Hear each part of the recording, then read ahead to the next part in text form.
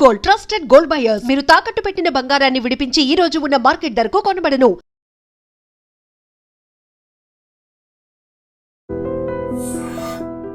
Hi hello నమస్తే, welcome to iDream media. నేను మీ శ్రావ్య.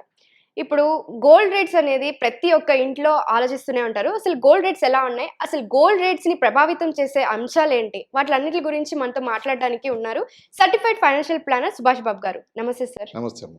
ఎలా ఉన్నారు? Good, thank you. బాగున్నారు. స్టాక్ మార్కెట్, ఇన్వెస్ట్మెంట్ ఇవన్నీ ప్రతి ఒక్కరు చూసినా చూడకపోయినా గోల్డ్ రేట్ అనేది ప్రతి ఇంట్లో ప్రతి ఒక్కరు చూస్తూనే ఉంటారు. సో దాని గురించి మాట్లాడుకుందాం. గోల్డ్ రేట్ ఎలా ఉంటుంది, ఫ్యూచర్లో ఎఫెక్ట్ ఏమన్నా పడుతుందంటే ఇప్పుడు 1 lakh దాకా రీచ్ అయిపోయింది. 1,20,000 అట్లాగా వస్తుంది, 2,000 దాకా ఉంది. సో దాని నుంచి ఇంకా తగ్గుతుందంటారా, పెరుగుతుందా? ఇంకోటి ఏమంటున్నారంటే 70,000కి పడచ్చు అని అంటున్నారు, నిజమేనా? ఓకే, ఈ గోల్డ్ రేట్స్, సిల్వర్ రేట్స్ గత ఆల్మోస్ట్ 1 yearగా ఇంక్రీజ్ అవుతూనే ఉన్నాయి. 30 to 40% పెరిగింది గోల్డ్ రేట్. అంటే మామూలుగా అక్కడ కానీ డబ్బు ఇన్వెస్ట్ చేసి ఉంటే అది మీరే ఊహించవచ్చు ఎంత డబ్బు పెరిగేదా అని. కానీ అప్పుడు పెరుగుతుంది ఎవరికి తెలియదు. ఎందుకంటే గోల్డ్ గ్రోత్కి, గోల్డ్ రేట్ ప్రైస్ ఇంక్రీజ్కి లాజిక్ ఈజీగా అర్థం కాదు. దాని లాజిక్ ఏమిటంటే US డాలర్తో సంబంధం ఉంది గోల్డ్ రేట్కి, మన ఎకానమీతో సంబంధం లేదు. తర్వాత ఈ జియో పొలిటికల్ వార్స్ అవుతున్నాయి కదా, రష్యా యుక్రెయిన్ వార్, తర్వాత Iran Israel, Iran Hamas, India Pakistan, ఇలా ఇది కాకుండా రకరకాల దేశాలు ఇంకోళ్ళ మీద వాళ్ళు కామెంట్లు చేయడం, ఇలా హడావుడి చేయడం. అలా ఉన్నప్పుడు ఈ జియో పొలిటికల్ టెన్షన్స్ అప్పుడు ప్రతి కంట్రీ వాళ్ళ ఎకానమీని ప్రొటెక్ట్ చేసుకోవాలని చెప్పి గోల్డ్ ఎక్కువ కొంటారు. ఓకే, అదొక లిక్విడ్ అసెట్ లాగా చూడడం కోసం. Hedge against inflation, hedge against uncertainties. ఇంట్లో కూడా, మన ఇళ్లలో కూడా గోల్డ్ కొని పెట్టుకునేది ఒకటి ఇన్వెస్ట్మెంట్ పరంగా అనుకుంటాం, ఇంకోటి ఎప్పుడైనా ఆభరణాలుగా తీసుకుంటారు, ఇంకోటి ఎప్పుడైనా అవసరం వస్తుంది. అవసరం వస్తే గోల్డ్ కానీ మనం అప్డేట్ చేసి గోల్డ్ లోన్స్ తీసుకుని మనం క్రైసిస్ మనం టైడ్ ఓవర్ చేయొచ్చు. అలాగే దేశం కూడా గోల్డ్ కొని వాళ్ళ క్వాంటిటీలో పెట్టుకుని వాళ్ళు బ్యాకప్ కింద పెట్టుకుంటారు. ఇండియా కూడా చాలా గోల్డ్ కొంటోంది, ఉంది కూడా. సో ఏదైనా ఐటమ్ బాగా డిమాండ్లో ఉన్నప్పుడు ఏమవుతుంది, ప్రైసెస్ పెరుగుతాయి. ఇదొక కారణం.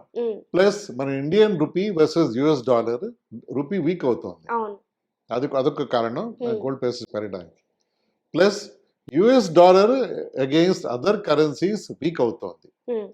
ఇండియా రూపీతో కంపేర్ చేస్తే పెరుగుతోంది, డాలర్ స్ట్రాంగ్ అవుతుంది. కానీ గ్లోబల్గా కొన్ని బాస్కెట్ ఆఫ్ కరెన్సీస్తో కంపేర్ చేస్తారు గోల్డ్ని, అది ఆ కరెన్సీ ఆ కంపారిజన్లో డాలర్ వీక్ అవుతుంది. అలా వీక్ అయినప్పుడు గోల్డ్ రేట్స్, గోల్డ్ ప్రైసెస్ పెరుగుతాయి. కానీ ఈ డిమాండ్ పెరగడం వల్ల గోల్డ్ ప్రైసెస్ పెరుగుతున్నాయి ఇప్పుడు ఇండియాలో. సో మన ఓన్ ఇండియా రూపీ వాల్యూ పడిపోతుంది, డిప్రిషియేట్ అవుతుంది, గోల్డ్ రేట్ పెరుగుతోంది. ప్లస్ గ్లోబల్గా ఈ జియో పొలిటికల్ గొడవ వల్ల గోల్డ్ డిమాండే పెరిగిపోతుంది కొనుక్కోవాలని, దానివల్ల కూడా గోల్డ్ ప్రైసెస్ పెరుగుతున్నాయి. ఇంకోవైపు సిల్వర్ రేట్స్ కూడా పెరుగుతున్నాయి సార్. అంటే గోల్డ్ పెరుగుతుంది, అది సాధారణంగా పెరుగుతూ వస్తుంది మీరు చెప్పినట్టు ఇష్యూస్ వల్ల, కానీ సిల్వర్ రేట్స్ కూడా పెరుగుతూ ఉన్నాయి. సిల్వర్ అండ్ గోల్డ్ రెండు కలిసి, అంటే రామలక్ష్మణ్ ట్యూన్ బ్రదర్ లాగా అది డిఫరెంట్ గా పెరుగుతాయి. సిల్వర్ కి ఇంత లాజిక్ లేదు సిల్వర్ రేట్స్ పెరగడానికి. సిల్వర్ ఏమో ఇండస్ట్రియల్ యూజ్ కూడా ఉంటుంది. సిల్వర్ కి రీసెంట్ టైమ్స్ లో ఎక్కువ పెరుగుతోంది. సో దానికి we not able to really find out ఎలా పెరుగుతోందా అని. ఇంకొక పాయింట్ ఏమిటంటే మన ఓన్ ఇండియాలో మ్యారేజ్ సీజన్ తర్వాత ఇవన్నీ ఉండబట్టి డిమాండ్ ఫర్ గోల్డ్ కొంచెం పెరుగుతుంది డెఫినెట్గా, అంటే కొంచెంగా బాగానే పెరుగుతుంది ఇండియాలో.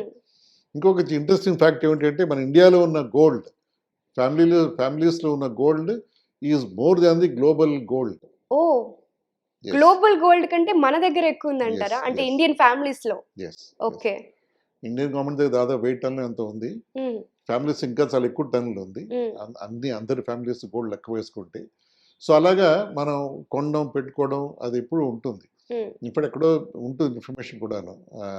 నిజంగా మన ఇండియన్ ఫ్యామిలీస్ గోల్డ్ గవర్నమెంట్ కి ఇచ్చేస్తే అందరికంటే ఎక్కువగా మన దగ్గరే ఉంటుంది, జీడీపీ ఇంక్రీజ్ అవుతుంది గోల్డ్ అని అంటూ ఉంటారు. అది ఇప్పుడు అవ్వదు, కానీ అదొక సాటిస్ఫాక్షన్. అదే వినడానికి బాగుంటుంది. వినడానికి బాగుంటుంది, అంటే మన దగ్గర బాగానే స్ట్రాంగ్గా ఉన్నా మన బ్యాకప్ ప్లాన్ అవును. బాగానే ఉంది మనకని. అవును. సో గోల్డ్ ఎప్పుడు అది ఒక ఇంట్రెస్టింగ్ టాపిక్ టు డిస్కస్. కానీ ఎందుకు పెరుగుతుంది, ఎలా పెరుగుతుంది చెప్పడం కష్టం. ఫ్యూచర్లో 70,000 పడుతుందా అని అడిగారు మీరు. అది ఛాన్సెస్ నా ఉద్దేశంలో తక్కువ. ఎందుకంటే ఇప్పుడిప్పుడే అది గ్లోబల్ టెన్షన్స్ తగ్గేలా కనిపించట్లేదు. అట్లీస్ట్ 6 నెలలు ఏడాది పాటు ఇలాగే స్ట్రెస్ అండ్ స్ట్రెయిన్ ఉంటుంది మనకి. సో అంతేకాకుండా నిన్నే యూఎస్ అండ్ రష్యా వాళ్ళ మీటింగ్ జరిగింది. మీటింగ్ ఏమైందో కూడా అర్థం కావట్లేదు. ట్రంప్ చెప్పలేదు, పుటిన్ చెప్పలేదు. No deal is good deal అంటే good deal is no deal, ఏదో సంథింగ్. ఏ డీల్ అవ్వలే అర్థమవుతుంది అక్కడ. సో అది డీల్ అవ్వలేదు. ఇలాగే యుక్రెయిన్తో వార్ జరుగుతూ ఉండొచ్చు. అండ్ స్ట్రెస్ అండ్ స్ట్రెయిన్ ఇలాగే ఉండబోతుంది జియో పాలిటిక్స్లో. ఉన్నప్పుడు గోల్డ్ ప్రైసెస్ అంత ఈజీగా తగ్గిపోవు. ఓకే. సో పెరుగుతుంది.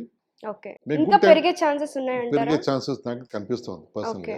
కానీ మరి పోయిన ఏడాది పెరిగిన 30%, 40% పెరగదు. అప్పుడు base కానీ తక్కువ ఈ కాబట్టి. మంత్ చూసుకుంటే చాలా ఇంక్రీజ్ అవుతుంది కదా. లాస్ట్ మంత్ కంటే కూడా ఈ మంత్ లో అదే గోల్డ్ చెప్తున్నా ప్రైసెస్ అనేది ఇంక్రీజ్ ఉంది. అదే చెప్తున్నాను. పోయిన లాస్ట్ ఇయర్ నుంచి ఇయర్ 30 to 40% పెరిగింది. అప్పుడు బేస్ లోలో ఉన్నాం. అప్పుడు అంటే మన స్టార్టింగ్ పార్టీ లో ప్రైస్ లో ఉన్నాం. ఓకే. ఇప్పటి నుంచి వచ్చే ఏడాదికి ఇప్పుడే ప్రైస్ మనం 1,00,000 దాటిపోయాం.